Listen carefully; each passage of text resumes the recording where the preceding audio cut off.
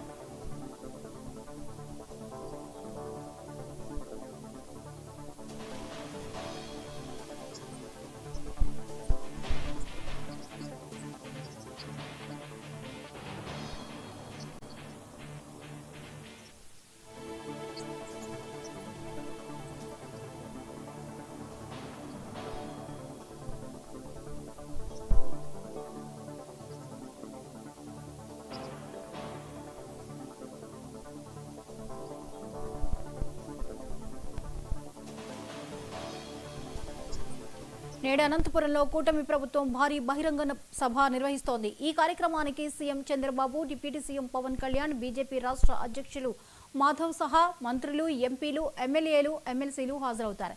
ఈ సభ ద్వారా 15 నెలల్లో రాష్ట్రంలో అమలు చేసిన అభివృద్ధి, సంక్షేమ కార్యక్రమాలను ప్రజలకు వివరిస్తారు. ఈ అంశంపై మరిన్ని అప్డేట్స్ ని మా ప్రతినిధి ప్రతిమ లైవ్ లో అందిస్తారు. ప్రతిమ, చెప్పండి, ఈ రోజు కూటమి ప్రభుత్వం నిర్వహిస్తున్నటువంటి భారీ బహిరంగ సభ ఏర్పాట్లు ఎలా ఉన్నాయి, వివరాలు ఏంటి?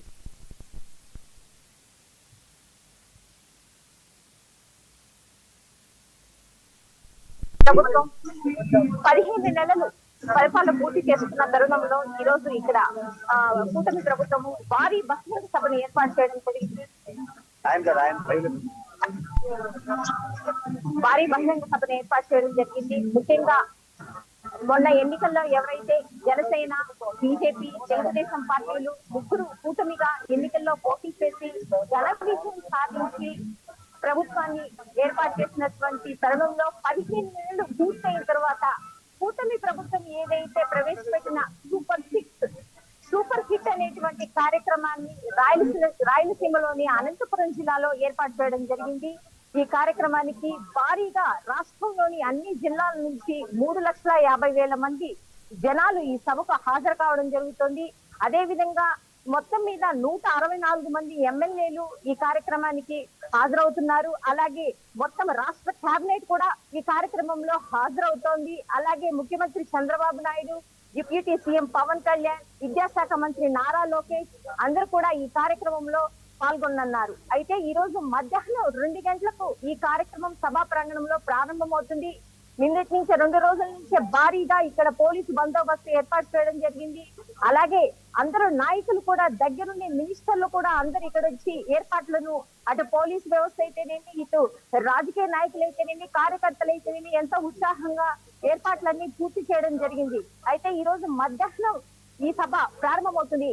జ్యోతి, ఈ సభపై ఉన్న అంచనాలు ఏంటి? అటు కూటమిలో కానివ్వండి లేదా ప్రజల్లో కానివ్వండి ఎటువంటి స్పందన ఉంది? కూటమిలో అయితే చాలా ఉత్సాహంగా ఉందని చెప్పాలి. ఎందుకనంటే ప్రభుత్వం ఏర్పాటైన 15 నెలల్లోనే వాళ్ళు ఇచ్చినటువంటి సూపర్ 6 పథకాల్లో ముఖ్యంగా మెగా పేరెంట్ టీచర్ పేరిట పిల్లలకు తల్లికి వందనము అందరికి కూడా ఏర్పాటు చేయడం జరిగింది. ఒకరికి కాకుండా ఇంట్లో ఎంతమంది పిల్లలు ఉంటే అంతమంది పిల్లలకు కూడా తల్లికి వందనం ఇవ్వడం జరిగింది. అలాగే తర్వాత స్త్రీ శక్తి కింద బస్సులు, ఉచిత బస్సులు ఏర్పాటు చేయడం జరిగింది.